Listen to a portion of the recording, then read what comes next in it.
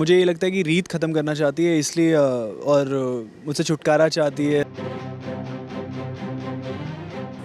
मैं डिवोर्स चाहता हूँ।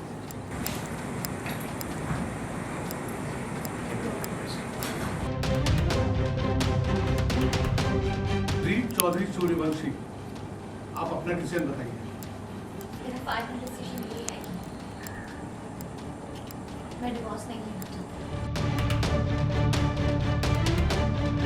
इतने टाइम से कन्विंस करने की कोशिश कर रही हूँ कि मैंने कुछ नहीं किया है, प्लीज़ मेरी बात सुनो, प्लीज़ मेरे पे ट्रस्ट करो, बट वो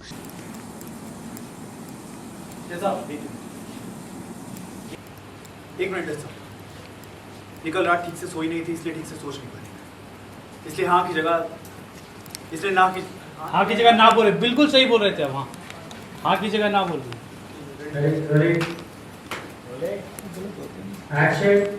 एक मिनट साहब, ये कल ठीक से सोई नहीं है इसलिए ठीक से सोच नहीं पाई, इसलिए हाँ की जगह ना कह रही।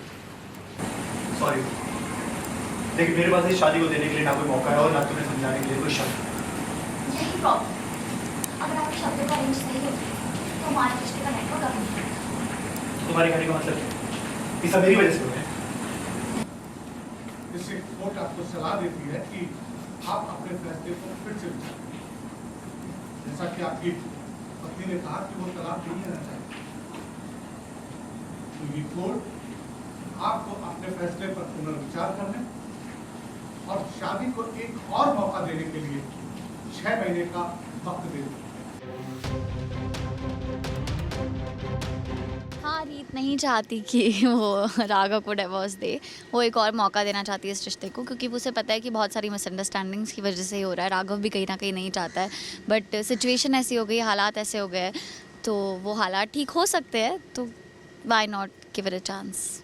मेरे नज़रिए से इतनी ज़्यादा प्रॉब्लम्स हो चुकी हैं कि रिश्ते को ख़त्म करना है। मुझे ये लगता है कि रीत ख़त्म करना चाहती है इसलिए और मुझसे छुटकारा चाहती है। ज़बरदस्ती वाले रिश्ते में क्यों किसी को बांध के रखना है, तो इसलिए मैं अलग होना चाहता हूँ। तो अब आगे जाके क्या होता है वो फिर आप शो देखते रहिए। नहीं, मुझे लग रहा है, मुझे समझ नहीं आया एकदम से। पहले हमने एग्री किया था इस बात की, इस बारे में बात हो चुकी है हमारी कि डिवोर्स होगा, बट अब एकदम से यहाँ कोर्ट में आके मना कर देना, तो वो चीज़ मुझे समझ में नहीं आई। तो गुस्सा भी आता है और थोड़ा सा वियर्ड रिएक्शन होता है कि क्या क्यों किया मना, बट मैं निकल जाता हूँ फिर। चाहती क्या है?